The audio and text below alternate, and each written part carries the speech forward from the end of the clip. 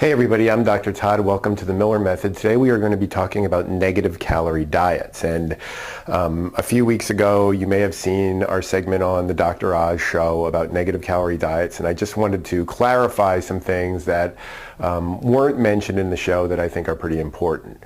So for those of you who don't know, a negative calorie food is one that supposedly requires more calories digesting that food than are in the food themselves.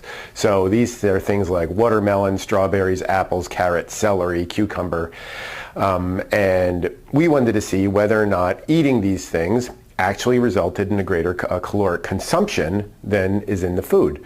So we had a reporter come down here and sat her down and we measured her metabolic rate, and then we made her eat 500 calories worth of these negative calorie foods, and then we measured her metabolic rate again to see how much it changed the metabolism.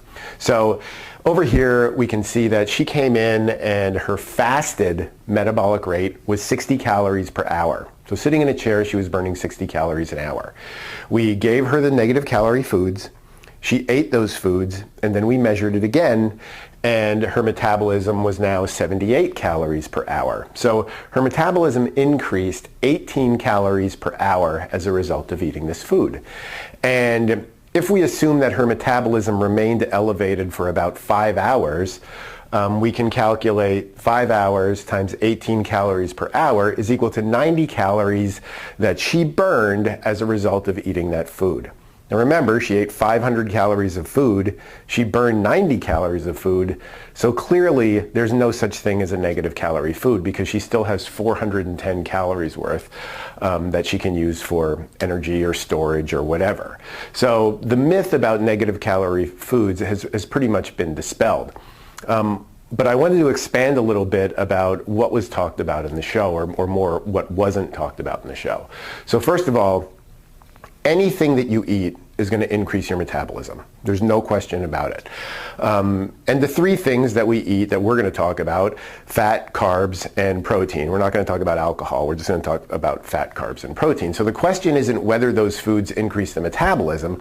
The question is, to what degree do those foods increase the metabolism? So first let's talk about fat. And I drew a graph here that shows these three macronutrients. And you can see that over here on the y-axis we have the percent of calories that are burned by metabolism. So if we eat fat, if we eat 100 calories of pure fat, let's say we take 100 calories of oil and eat that, we're going to burn somewhere between around 5% of those calories are going to be burned in metabolism. So if we eat 100 calories of oil, we're going to have 95 calories left over to store or to use as energy later on. Carbohydrates, and these are the things that these negative calorie foods typically fall under. Carbohydrates, about 10%, 10 to 15, depending on who you read, 10% of those calories are burned in the process of digestion and metabolism. By far, the macronutrient that has the greatest thermic effect is protein. About 20 to 30% of the calories in protein are burned through the digestive process. So when it comes to foods that speed up the metabolism, there's no question that protein speeds it up more than carbohydrate or fats. And this is one of the reasons why we, for the purpose of weight loss, we like to prescribe diets that are high in protein. And when I say high in protein, we base our protein prescription off of somebody's fat-free mass, because that's what we want to support. And that typically for most people comes out somewhere between 30 and 40% of their calories from protein, depending on how much muscle they have. And that's higher than the RDA. We appreciate that. But what we've found out through dealing with our clients is that if we're going to give somebody a calorie restrictive diet where we're going to be feeding them in a caloric deficit, the only way we can maintain their muscle mass is by increasing their protein requirement. So in my opinion, if you are interested in changing your body composition, the best way to do it is through a calorie restricted diet, a diet that is guaranteed to put you in a caloric deficit, coupled with a diet that's high enough in protein to maintain your muscle mass.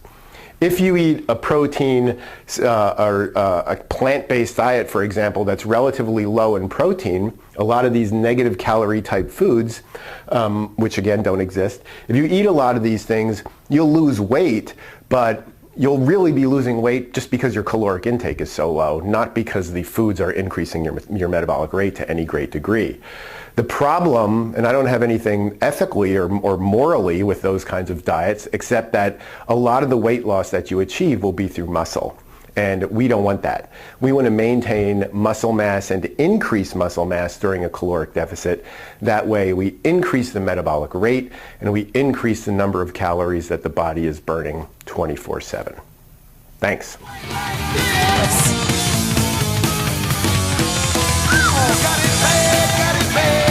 bad, I'm not the teacher.